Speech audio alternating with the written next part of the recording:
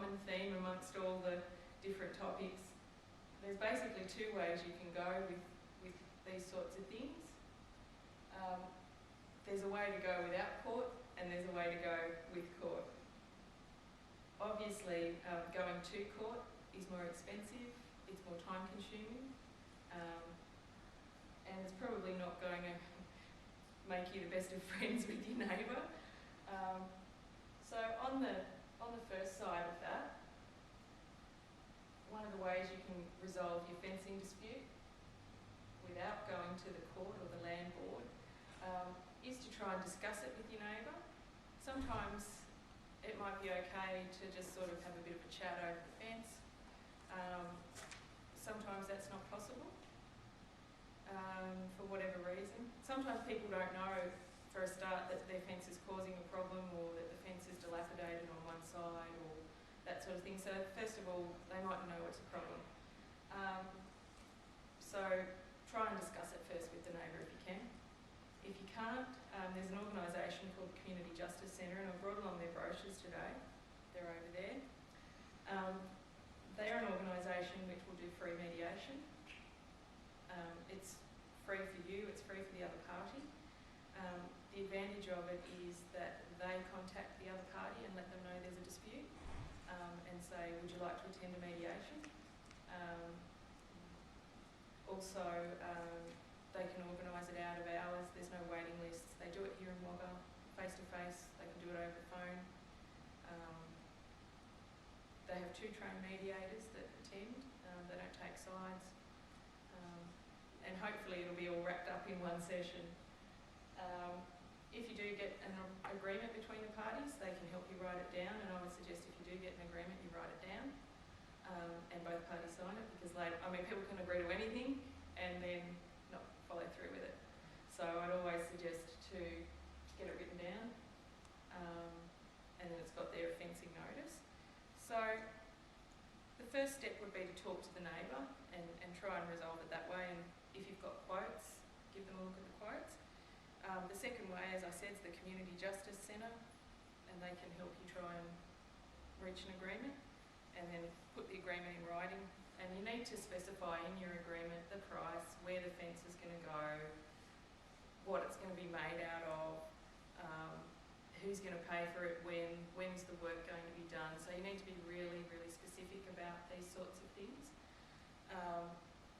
And then if you're unable to agree after that, down the bottom there it says fencing notice. If you can't agree, you must send your neighbour a fencing notice. This is what's set out in the law, which has to include, the fencing notice has to include certain things. So there's a really great website that you can get on if you get on the internet, called Law Assist. There's 2 phases. We can go down the route of no court without the law, or going to court. So if you're going to the Land and Environment Court, it's in Sydney, so it's probably another incentive to try and resolve it yourself. To council, but still, again, people might be aware that the noise, that their air conditioner is keeping you awake. I got kept awake for months. They might be aware that it's causing a problem, and if you're unable to resolve it, you might want to try the mediation. So what do you do if that fails or doesn't work, or you can't engage them? Under the Protection of the Environment Operations Act, the regulations can be enforced in 4 ways. A noise prevention of animals is a Companion Animals Act. It used to be called, when I was in university, it was actually called the Dog Act, but they changed it back in 1998 to the Companion Animals Act. And this act covers the various situations that are related to pets. Can the person who leaves the dirty being able to get legal aid? On our website, on the Legal Aid website, we've actually got a means test calculator. Yes, speak to the owner, make them aware. Now, when you ring the council with a complaint, you'll speak to one of the customer service girls here at the desk. They'll refer the job on to us. One of us rangers will then call you, find out what the issue is. Are there any patterns to the dog's barking? Have you spoken to the owners? What times of day is it causing a nuisance? That kind of thing. then with those details, we'll go and speak to the dog owner, make them aware of the issue. Now the first challenge is that dog owners, when we approach them, they can be quite defensive. No, my dog doesn't bark, my dog wouldn't do a thing like that.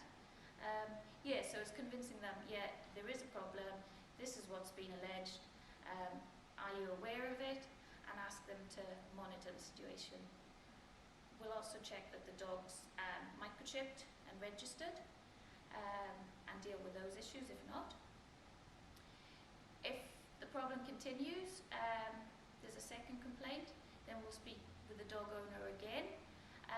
This time we'll advise them to take action. So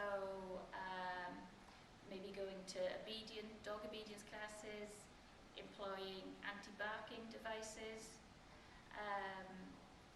suggest things, suggest those type of things. If the problem still continues, then obviously we've got to step up the action, take more of a formal approach. So that may involve the complainant filling in a noise monitoring sheet, noting the times and dates that the dog's causing a problem, the amount of disturbance it is causing you, so whether it's keeping you awake at night, that kind of thing. We'll also talk to the neighbours as well. It could be that the complaint is malicious in the first place, so obviously we've got to make sure that it is genuine, go and speak to the neighbours, find out if it's causing other people problem too. It is difficult. Noise can be very subjective. People's level of tolerance differs. So we take all those factors into account. Obviously, the time of day is important, but if the dog is barking during the night, early hours in the morning, then it is more disruptive than maybe if it's barking during the day. That's handy.